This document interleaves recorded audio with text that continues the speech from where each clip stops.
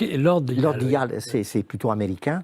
Eh bien, George Bush est membre. Et homme dignitaire de la famille Bush, quoi, tout en général. Toute la famille Bush, Toute donc. la famille Bush. Et alors, qu'est-ce que c'est que cet ordre?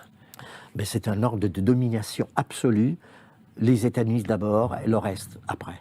Alors, on parle beaucoup, donc il y a tout le côté rituel. Est-ce que on parle beaucoup de sacrifice, aussi de satanisme? Vous avez des éléments sur ces points-là? Je suis prudent là-dessus, parce que c'est tellement délicat. On parle beaucoup de pédophilie, etc. Aussi, la pédocriminalité, oui. Je laisse plutôt aux analystes beaucoup plus approfondis dans ce sujet. Je m'étale pas trop parce que j'ai pas assez d'éléments et je suis assez prudent. Mais ça existe. Ça existe. Et il ne faut pas oublier que le papa de Donald Trump fait partie du club Yale. De ces hauts degrés de la franc-maçonnerie. School and Bond, voilà. Donc, et dans le prochain... Et donc c'est lié aussi avec les influences talmudiques, judaïques et israélites, donc. Donald Trump a reçu l'arche d'Israël. C'est pour ça qu'il parle de plus en plus de construire le troisième temple à Jérusalem. Il ne sera jamais construit. Parce que le Christ a dit, non, je le ferai terre. Arrivera un jour où il ne faudra pas prier en haut de cette montagne sur le temple, mais en vous-même, dans votre cœur. Ça, c'est l'annonce de...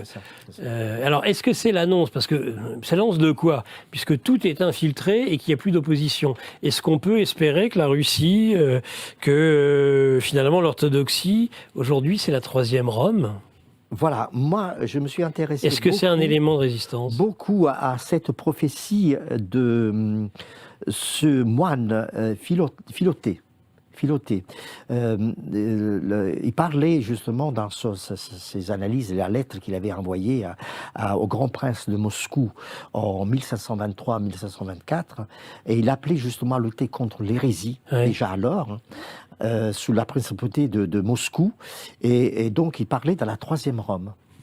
Donc ce religieux, il disait bien, tous les royaumes chrétiens ont disparu et sont à présent réunis à un seul, au sein de votre empire, c'est-à-dire l'empire du prince de Moscou.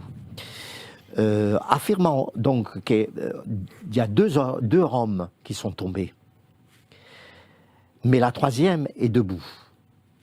Il n'y aura pas une quatrième. Et il n'y en aura pas une Rome, quatrième. c'est la Rome impériale de l'Empire de Rome, qui par la suite, avec Constantin, devient la Rome catholique chrétienne. Elle tombe. Après, nous avons Constantinople, principale ville de l'Empire byzantin, qui malheureusement a permis de séparer les deux églises essentielles, l'Orient et l'Occident, en 1054. Et qui fut par la suite soumise en 1453 par l'Empire ottoman. Et donc, après la révolution de 1917, donc, et le communisme et tout ça, et finalement s'est débarrassé du communisme, la Russie s'est débarrassée du communisme, donc Moscou, normalement, d'après les prophéties de ce moine, sera la troisième Rome. Donc, donc c'est pas seulement le successeur de Byzance, de l'Empire byzantin? Non, pas spécialement. Non, pas spécialement. Mais moi, bon, évidemment, je suis catholique, évidemment, je suis plutôt... catholique sans église. Oui, moi je suis un SDF, sans diocèse fixe. Et donc, moi, je suis attaché au catholicisme. Et c'est Matthieu qui nous ouvre les yeux en disant que le sacerdoce de Jésus, il est à la manière de Melchisédek. Alors, Melchisédek. Qui est Melchisédek? Le grand prêtre Melchisédek. Voilà, c'est le grand prêtre du Très-Haut. Il rencontre à un moment donné Abraham. Et qui lui donne la dîme, qui se soumet à Abraham. Et c'est pour ça que Matthieu dit bien que le sacerdoce de Jésus, il est à la manière de Melchisédek, non circoncis, sans généalogie. Sans généalogie. Sans généalogie. Et donc, normalement, le successeur de Pie XII sera à la manière de Melchisédek. Et c'est le Christ lui-même qui va le nommer. Mais alors le successeur de Pie XII, donc, puisque d'après vous, après Pie XII, ce sont que des antipapes. Ce sont des apostats. puisqu'après Pie XII, c'est Jean-Paul... non, c'est Jean 23. Jean 23, Paul VI. Donc là, déjà, toute la bande, toute la brochette ne sont que des apostats, selon vous. Ce sont des apostats. Donc, voilà, donc le futur pape, voilà. Qui ouvrira les nouvelles portes de Rome, donc un nouveau jubilé. Voilà. Et alors, le nouveau jubilé, ça sera en 2033.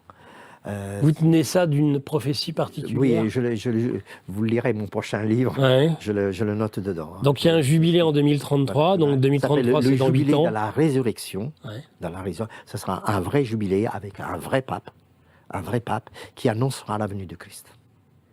Donc pendant 8 ans encore, on va vivre des tribulations difficiles, c'est ça? Exactement. Mais ça, le troisième secret de Fatima, c'est ça. Hein.